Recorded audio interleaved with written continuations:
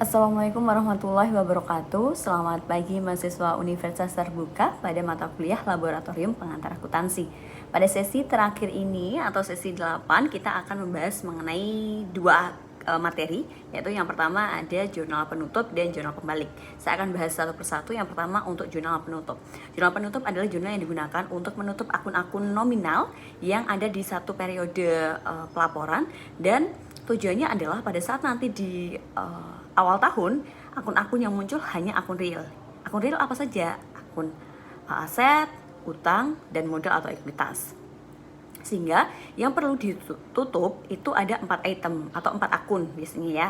Akun yang semua bersifat sebagai pendapatan, akun beban, semua beban dalam periode tersebut, kemudian laba atau rugi dari hasil selisih dari pendapatan dan beban, kemudian yang terakhir adalah pre-EVO atau dividen. Nah, untuk yang 3 item pertama ini nantinya akan di off-kan ke dalam akun sementara, yaitu bernama ikhtisar laba rugi. Sedangkan akun yang terakhir yaitu pre-EVO atau dividen biasanya akan muncul ke dalam modal atau saldo laba atau laba ditahan gitu ya, untuk menutup si pre-EVO atau dividen.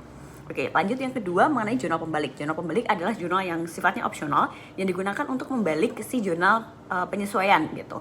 Nah, tapi tidak semua penyesuaian yang kita sudah buat itu dibalik gitu. Hanya ada, contohnya ada 4 yang biasanya akan dibalik, yaitu beban dibayar di muka, kemudian pendapatan yang diterima di muka, kemudian pendapatan yang seharusnya kita masih terima, dan utang atas beban gitu. Nah, namun tidak semua item ini yang ada di dalam penyesuaian itu perlu dibalik gitu. Jadi contoh, kalau misalnya kita menyusun pada saat di penyesuaian itu, contoh satu ya, saya akan memberikan contoh satu untuk beban sewa. Pada saat kita mencatat di awal itu sewa dibayar di muka, maka di penyesuaiannya nanti akan ada muncul beban sewa debit, kreditnya sewa dibayar di muka. Nah, ini tidak perlu untuk kita balik. Namun, jika pada saat kita mencatat atas sewa yang kita bayar untuk beberapa periode ini dengan kategori beban, maka muncul di jurnal umumnya adalah beban sewa, debitnya kas gitu ya. Sehingga di jurnal penyesuaiannya akan muncul sewa dibayar di muka debit, kreditnya beban sewa gitu. Maka yang ini yang perlu untuk dibalik. Nah, cara baliknya gimana? Dibalik saja. Yang seharusnya tadi di debit jadi kredit, yang kredit jadi debit. Begitu teman-teman ya.